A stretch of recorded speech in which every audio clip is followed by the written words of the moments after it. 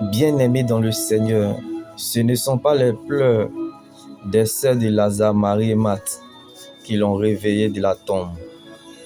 Ce ne sont pas les richesses de Marie et Marthe qui ont réveillé Lazare de la tombe. Ce n'est pas la naturalisation qui a fait sortir Lazare de la tombe. Ce n'est pas la beauté qui a réveillé Lazare de la tombe. Ce ne sont pas les diplômes qui ont réveillé Lazare de la tombe. Ce ne sont pas les relations qui ont réveillé Lazare de la tombe. Ce n'est pas le privilège que Lazare avait qui l'a réveillé de la tombe, mais la voix de Jésus qui a ressuscité Lazare. L'absence de prophétie sur ta vie ne détermine pas que Dieu ne marche pas avec toi.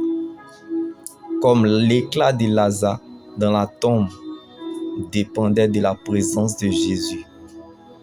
Donc ce que tu n'as pas encore vu, Dieu l'a déjà prévu. Le désastre pour un être humain, c'est de perdre la vision de Dieu pour sa vie. Comme Jésus avait prévu la résurrection de Lazare. Quand Dieu te prive d'une chose, c'est pour t'exposer à une vision nouvelle. Donc, j'ai une prophétie sur ma vie.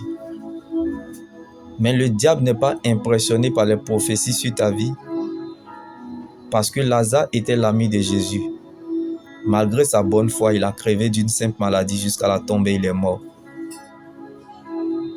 Satan n'est pas intimidé par les prophéties sur ta vie. Tes ennemis ne sont pas distraits par les prophéties sur ta vie. Car Satan n'est pas en congé. Ni les démons ne sont perturbés par les prophéties sur ta vie. Quand Lazare est mort, Jésus a pleuré, mais il n'avait pas encore parlé. Pourtant, lorsque Lazare a demandé la guérison, Jésus n'est pas venu. La contradiction est un processus inévitable lorsque vous êtes dans le plan de Dieu. Donc ton vrai problème, c'est que tu es encore dans le plan de Dieu. Comme Jésus n'a pas fui la mauvaise odeur du cadavre de Lazare, malgré sa décomposition, Lazare était encore dans le programme de Dieu. Donc, la prophétie commence toujours par le contraire de son accomplissement. Comme Jésus dit, Lazare n'est pas mort, mais il est simplement endormi. Mais Lazare est mort. Les hommes prophétisent, mais Dieu lui parle. Le dernier mot des hommes n'est pas le dernier mot de Dieu. La prophétie commence toujours par le contraire de son accomplissement. Donc, la provision de la prophétie, c'est un cœur persévérant, comme Lazare dans la tombe. Un mort ne réagit pas. Je vais t'emmener dans cette dimension où tu ne demandes plus rien à Dieu. Dans cette dimension où tu ne murmures plus contre Dieu. Dans cette dimension, bien-aimé, où tu ne regardes pas la parole de ta situation. Mais tu marches vers ta fin. Comme il a fallu que Lazare meure par ton tombeau pour aller le ressusciter. Si vous n'êtes pas brisé sur la terre, c'est que le ciel n'a rien à vous offrir. Car il n'y a pas de gloire sans brisement. Alors accepte le brisement et laisse Dieu accomplir son œuvre dans ta vie. Comme Lazare était dans la tombe, mais la révélation n'était pas dans la tombe.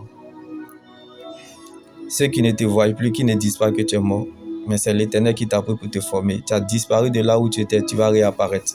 Tu reviendras sur la scène. Mon Dieu te rétablit et te rétablira encore comme la résurrection de Lazare.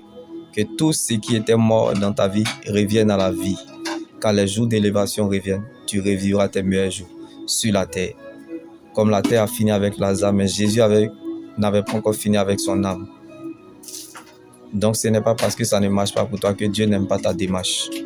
Shalom.